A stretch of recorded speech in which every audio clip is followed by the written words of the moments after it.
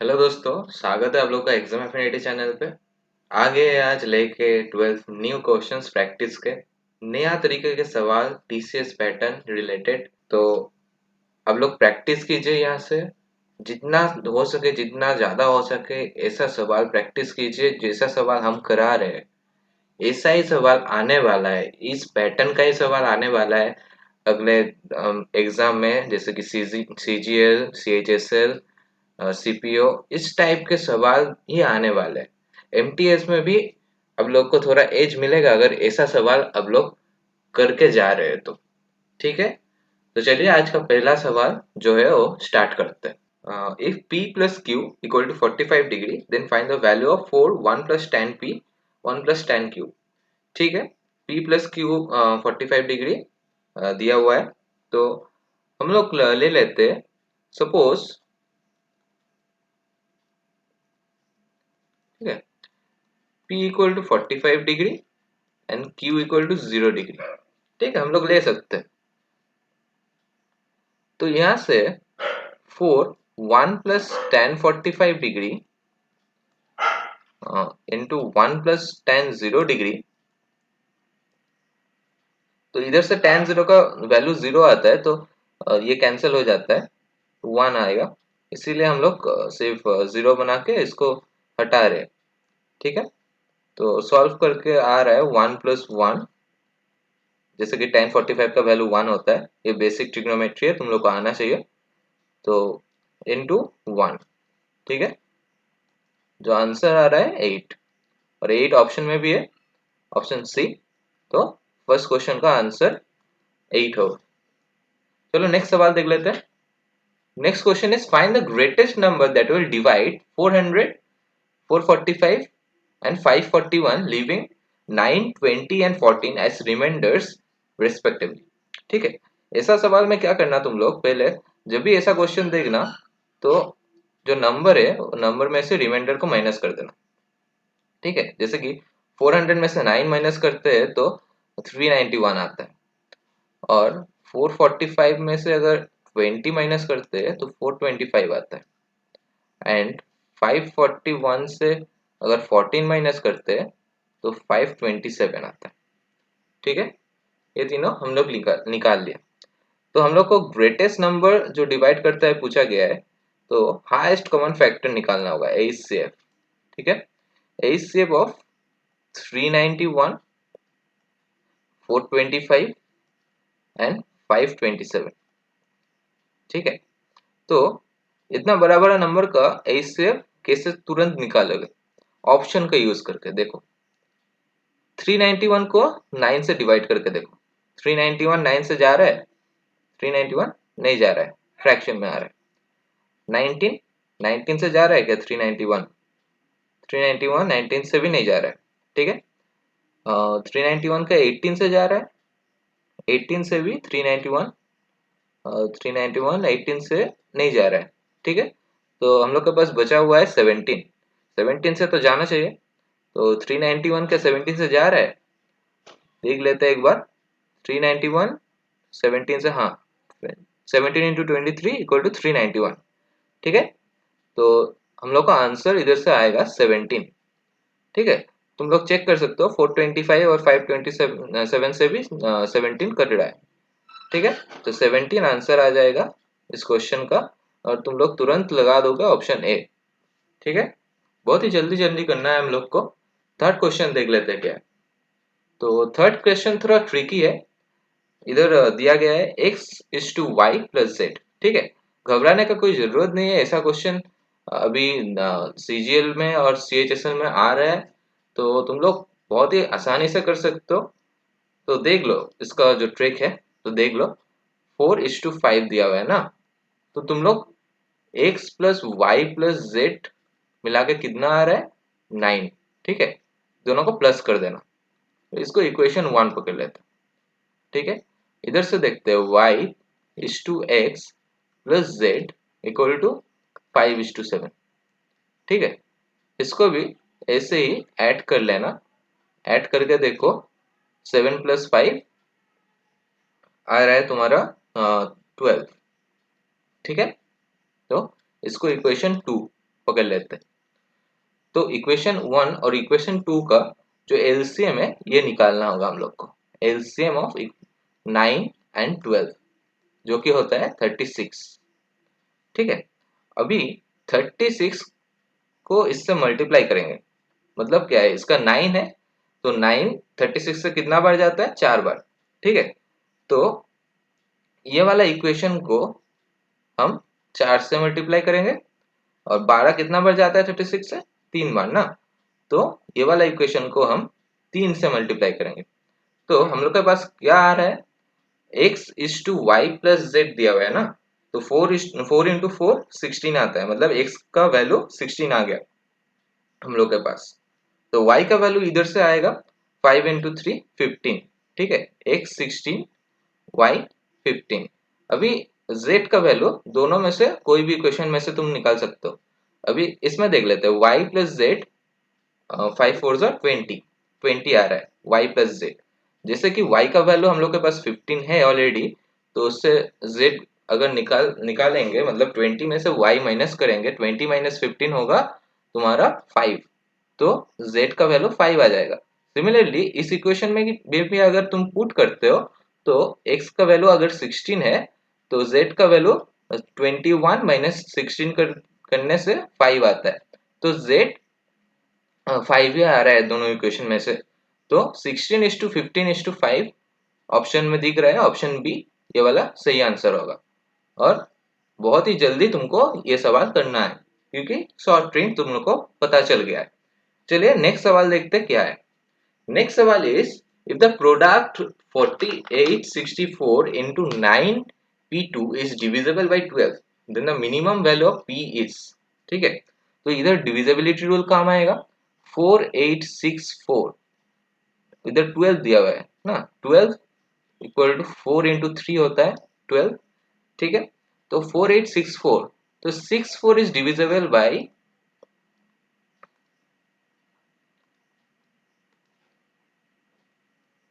4। ठीक है, तो ये जो 9p2 है ना, दिस शुड बी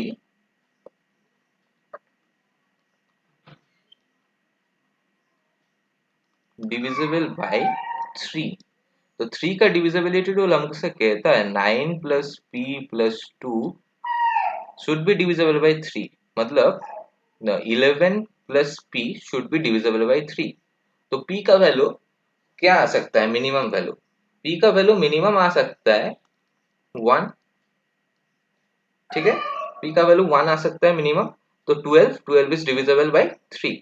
तो इधर 1 ऑप्शन ए में दिख रहा है, इसको टिक लगा देना तो आंसर सही हो जाएगा और तुमको 2 मार्क्स आसानी से मिल जाएगा। तो फिफ्थ क्वेश्चन क्या है वो देख लेते हैं। तो नेक्स्ट क्वेश्चन दिया है, a track radius track is in the shape of a ring whose inner and outer circumferences are 88 meter and 110 meter respectively. What is the cost of leveling the track at rupees 8 per meter square? ठीक है, ये दिया हुआ है, तो हम लोग को जो डिफरेंस है आउटर और इनर का, उसका डिफरेंस निकल के एरिया निकालना होगा। ठीक है, तो सरकमफ्रेंस का जो फॉर्मूला होता है हम लोग को सबको पता है, C equal to 2 pi r. ठीक है, तो कैपिटल आर हम लोग निकल पाएंगे और r equal to c by 2 pi, और इधर C दिया हुआ है 110, तो यहाँ से आएगा 17.5 मीटर सॉल्व करके, और C equal to 2 pi r, और R equal to 88/2 pi equal to 88/2 pi solve करके आता है 14 मीटर। ठीक है, तो यहाँ से एरिया निकाल पाएंगे हम लोग, area of the track, pi को कॉमन ले लेंगे, capital R square minus small r square. ठीक है, 17.5 का स्क्वायर माइनस 14 का स्क्वायर और बाहर पाई। 17.5 का स्क्वायर होता है लगभग 306 306.25 306.25 75 का स्क्वायर आएगा और 14 का 196, ठीक है। और बाहर पाई 22/7। इसको सॉल्व अगर किया जाए तो वैल्यू आएगा 22/7 इंटू 110.25, ठीक है। तो फाइनली वैल्यू निकल कर आएगा यहाँ से 346.5 मीटर स्क्वायर। तो एरिया हम लोग निकल पाए 346.5 मीटर स्क्वायर। तो हम लोग को पूछा गया है क्वेश्चन में कॉस्ट ऑफ लेवलिंग, तो कॉस्ट आएगा 346.5 इंटू 8, पर मीटर स्क्वायर का बोला गया था 8 रुपीज लगेगा, तो इंटू 8 मतलब कॉस्ट निकल कर आ रहा है 277.2। तो ऑप्शन दिख रहा है इधर 2772 सी ऑप्शन, तो ये वाला ऑप्शन राइट होगा। तो ये टिक लगाएंगे हम लोग। सिक्स्थ क्वेश्चन क्या है देख लेते हैं। If the curved surface area of a cylinder is numerically equal to the perimeter of the square made of length of a wire, which is in the form of a circle of radius of 14 centimeter, then find the ratio of sum of the height and radius of the cylinder to the difference of the height and radius of the cylinder if the height of the cylinder is 2 centimeter। ठीक से समझना। देखो इधर curve surface area of the cylinder is numerically equal to perimeter of the square. तो perimeter का side अगर a हम लोग पकड़ लेंगे तो पेरीमीटर होगा, साइड अगर ए होगा तो पेरीमीटर 4a होगा स्क्वायर का। तो इधर लिख लेते हैं 2 पाई r इक्वल टू 4a, ठीक है। Because here it is given in the form of a circle of radius 14 centimetre. तो हम लोग 2 पाई आर सरकमफेरेंस ले लेंगे जो कि पेरीमीटर का सरकमफेरेंस पेरीमीटर है स्क्वायर का 4 है, ठीक है। तो वैल्यू पुट करेंगे 2 इंटू 22/7 इंटू 14 इक्वल टू 4 है। तो इसको इधर से सॉल्व करके आ रहा है therefore a equal to 22 centimetre आ रहा है ना। 22 सेंटीमीटर ए का वैल्यू अगर 22 आ रहा है तो अभी curve surface area of cylinder लेते हैं। कर्व सरफेस एरिया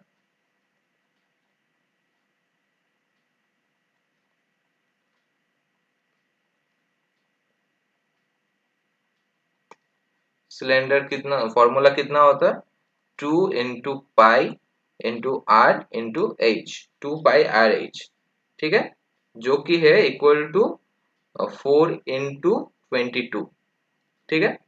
तो यहां से हम लोग आर निकल पाएंगे और आर का वैल्यू आ रहा है 7 सेंटीमीटर, ठीक है। तो रिक्वायर्ड रेशियो बोला है, एक डिफरेंस मांगा है और एक सम मांगा है। तो रेशियो होगा तो 7 + 2 = 7 - 2, ठीक है, समझ आया ना। तो निकल कर आ रहा है 9:5 और इधर दिख रहा है ऑप्शन में ऑप्शन सी मैच कर रहा है, तो ऑप्शन सी राइट आंसर होगा। तो 6 नंबर क्वेश्चन ऐसा होगा, क्वेश्चन देखने में बहुत ही बड़ा लग रहा है पर सॉल्यूशन कितना इजी तरीके से आ रहा है तुम लोग देख पा रहे हो। सिर्फ फॉर्मूला जानने की जरूरत है, फॉर्मूला अगर तुमको याद है तो तुम तुरंत ही निकल पाओगे 30 सेकंड्स के विद इन 30 सेकंड्स के अंदर तुम ये सॉल्व कर पाओगे, ठीक है। तो इधर 5 ये थोड़ा मिट गया है, ठीक है। चलो नेक्स्ट क्वेश्चन देख लेते हैं। Next question is if 9 minus 5 and 3 minus 3 represents the end point of the diameter of a circle, find the equation of the circle। ठीक है, सर्कल का इक्वेशन तुम लोग अगर पढ़े हो, अगर जानते हो कैसे निकाला जाता है तो बहुत ही आसानी से तुम लोग निकाल पाओगे। तो अगर नहीं भी पढ़े हो तो हम सिखा देते हैं इधर, ठीक है। पहले हम लोग सेंटर ऑफ द सर्कल निकाल लेते हैं जिसको हम रिप्रेजेंट करते हैं एच के से, ठीक है। तो कैसे निकालेंगे सेंटर ऑफ द सर्कल, जो दिया हुआ है एक्स कोऑर्डिनेट का x + 3/2, 3 मतलब x1 + x2/2, ठीक है, और -5 - 3/2, ठीक है, y1 प्लस y2/2। ठीक है, तो इसको सॉल्व करके आ रहा है 6 और -4। तो सेंटर ऑफ द सर्कल हम लोग निकल पाए 6 -4। ठीक है, अभी डायमीटर ऑफ द सर्कल देख लेते हैं। अभी डायमीटर है 9 प्लस -3 का स्क्वायर प्लस -5 प्लस 3 का स्क्वायर। ठीक है, ये डायमीटर। तो 36 प्लस 4 जो कि आ रहा है 40√, तो 2√10 सेंटीमीटर डायमीटर। और यहां से हम लोग रेडियस निकल सकते हैं r, जो कि होगा √10 सेंटीमीटर। ठीक है, और इक्वेशन ऑफ सर्कल अभी कैसे लिखते हैं देख लो। Equation of circle x minus h का square plus y minus k का स्क्वायर इक्वल टू r का स्क्वायर, ये इक्वेशन ऑफ सर्कल का इक्वेशन होता है। ठीक है, तो वैल्यू अगर पुट करते x माइनस h हमको मिला है 6, इसका square plus y minus k हमको मिला है -4, तो ये प्लस हो जाएगा +4 इसका स्क्वायर और इधर r का स्क्वायर जो कि है 10√10, तो इसका स्क्वायर करेंगे तो 10 आ जाएगा। तो हम लोग का जो इक्वेशन दिख रहा है x माइनस 6 का स्क्वायर प्लस y प्लस 4 का square equal to 10, option A ये वाला आंसर होगा। तो 8 नंबर क्वेश्चन देख लेते हैं। Gaurav sold an article at a loss of 10%. If the selling price had been rupees 125 more, there would have been a gain of 15%.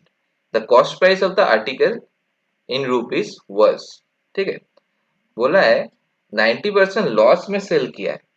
ठीक है,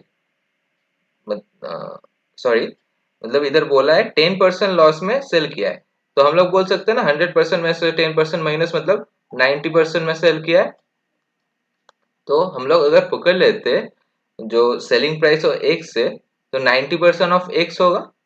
ठीक है, तो अगर 125 ज्यादा में बिकता तो 15% गेन होता, तो 90% of x plus 125 equal to 115% of x, हम लोग लिख सकते हैं ना ऐसा।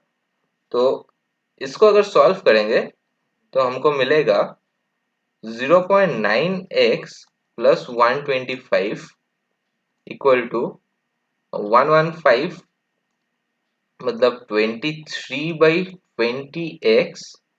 ठीक है, और इसको सॉल्व करेंगे अगर 20 से गुना कर देंगे तो 18x plus 2500 equal to 23x। ठीक है, और इसको लिख सकते हैं 5x equal to 2500, therefore x equal to 500। ठीक है, तो 500 रुपीज इसका कॉस्ट प्राइस है। ठीक है, ये वाला आंसर हो गया। 9 नंबर क्वेश्चन क्या है, in a cyclic quadrilateral PARS find the value of cos P and cos Q plus cos R plus cos S। ठीक है, क्वाड्रिलेटरल का प्रॉपर्टी होता है जो एंगल होता है टोटल एंगल क्वाड्रिलेटरल का, वो है 360। ठीक है, हम लोग अगर पकड़ लेते हैं P angle P plus angle Q plus angle R plus angle S equal to 360। ठीक है, तो angle P equal to angle Q equal to angle R equal to angle S जो कि है 90 डिग्री। ठीक है, अगर ऐसा पकड़ लेते तो cos P plus cos Q plus cos R plus cos S सभी 90, और cos 90 डिग्री का वैल्यू होता है 0। ठीक है, ये याद रखना। तो cos 90 डिग्री सबको ही होगा, तो 0 प्लस 0 प्लस 0 प्लस 0 वो होगा 0 आंसर। ठीक है, ऑप्शन सी में दिख रहा है 0 आंसर, तो सी ठीक लगा देंगे। 10 नंबर क्वेश्चन क्या है? If theta is acute angle and cos square theta minus sin square theta equal to minus half, then the value of cos square 2 theta plus cot square theta by 2 is। ठीक है, हम लोग को बोल दिया है cos square theta minus sin square theta equal to minus half। तो cos square theta minus sin square theta मतलब क्या होता है? cos 2 theta। ठीक है, cos 2 थीटा, और माइनस हाफ को अगर cos में कन्वर्ट करके लिखेंगे तो होता है cos 60 degree minus cos 60 degree. ठीक है, तो यहां से हम लोग सॉल्व कर पाएंगे cos 2 theta equal to cos 180 degree minus 60 degree. ठीक है, माइनस को अगर हटा देंगे तो, और 2 थीटा cos cos अगर हटा देंगे तो 2 theta equal to 120 degree, therefore theta equal to 60 degree. ये आएगा ना, थीटा इक्वल टू 60 डिग्री, तो इधर पुट कर देंगे, आसानी से हो जाएगा। cos स्क्वायर 2 थीटा मतलब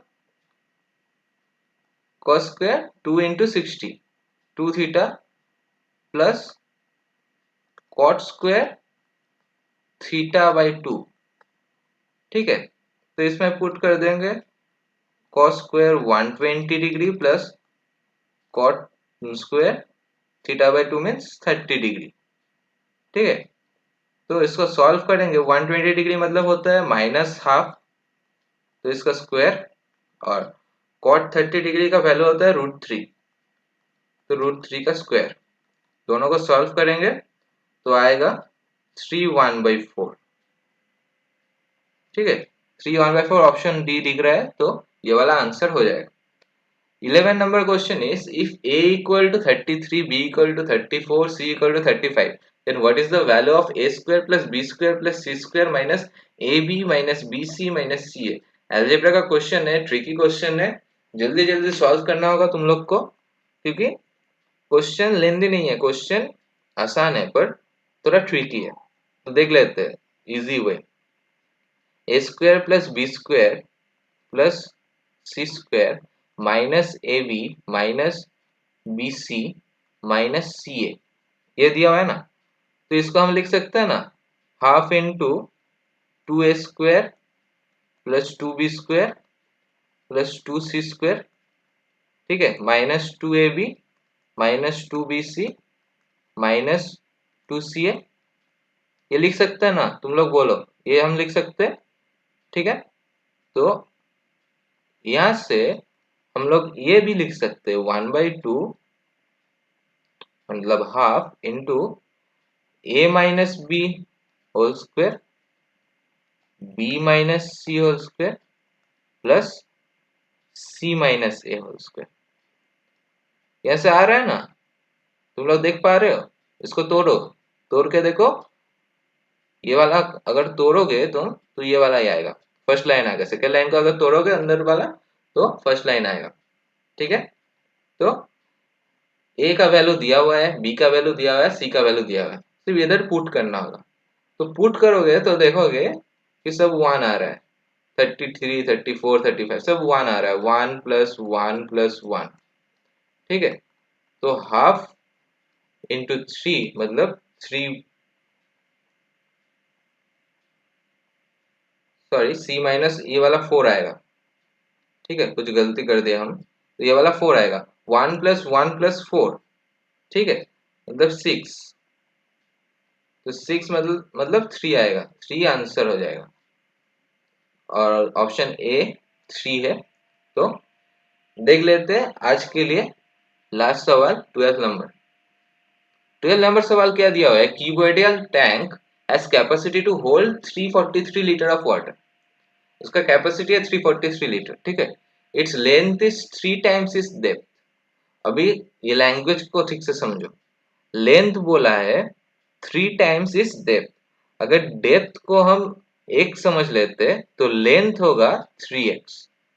and with is half of 1/3 of the difference between length and depth.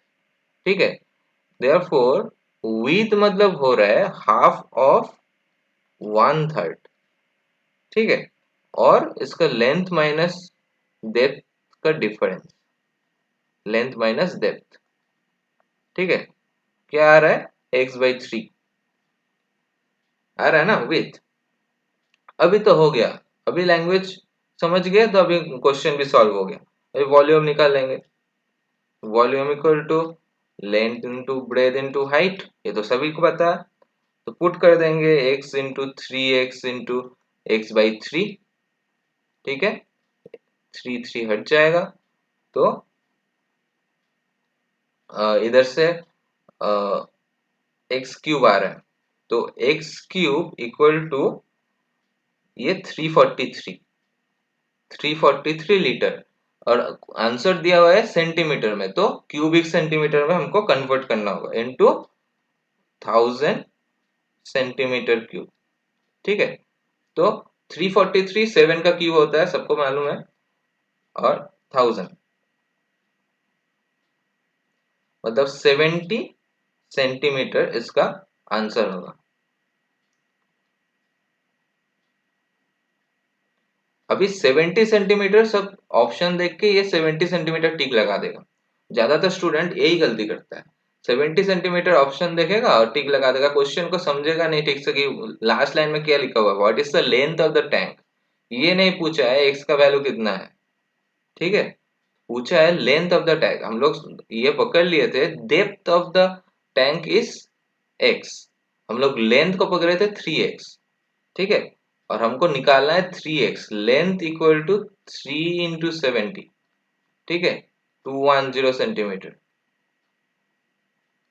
ये लास्ट लाइन जो है, ये वाला तुम लोग को अच्छे से पढ़ना चाहिए। लास्ट लाइन एकदम लेंथ लिखा हुआ है, विथ नहीं। हम लोग डेप्थ इधर पकड़े थे, डेप्थ या हाइट जो भी कहो तुम, डेप्थ एक्स लिए थे हम, तो एक्स का वैल्यू 70 आया था, लेंथ का वैल्यू 70 नहीं, तो ऑप्शन सी राइट आंसर होगा। तो चलिए आज के लिए इतना ही। अगर तुम लोग को अच्छा लग रहा है मेरे साथ प्रैक्टिस करने में, अभी तो डेट भी अनाउंस हो गया है CHSL CGL का, और MTS भी अनाउंस हो जाएगा बहुत जल्दी। तो तुम लोग अगर प्रैक्टिस करने के लिए अगर ईगर से तुम लोग अपने चाहत से प्रैक्टिस करना चाहते हो, तुम लोग अगर मेरे फ्रीक्वेंसी से मैच कर पा रहे हो, अगर मेरे स्टाइल से तुम मैच कर पा रहे हो, अच्छा लग रहा है अगर तुम्हें मेरे साथ पढ़ने के लिए, मेरे साथ प्रिपेयर करने के लिए, तो जरूर तुम लोग मेरे प्लेलिस्ट को फॉलो करो। हम ज्यादा से ज्यादा कंटेंट प्रोवाइड करने की कोशिश करेंगे। एक महीना हम लोग के पास है, एक महीना में इतना प्रैक्टिस करेंगे कि CGL या CHSL जो भी तुम एग्जाम देने वाले हो, उसमें से कुछ ज्यादा से ज्यादा सवाल तुम लोगों को कॉमन मिल जाए, ज्यादा से ज्यादा प्रैक्टिस भी हो जाए। तो चलिए ऐसे ही मिलेंगे नेक्स्ट दिन। तो आज के लिए इतना ही, चलो मिलते हैं नेक्स्ट वीडियो में।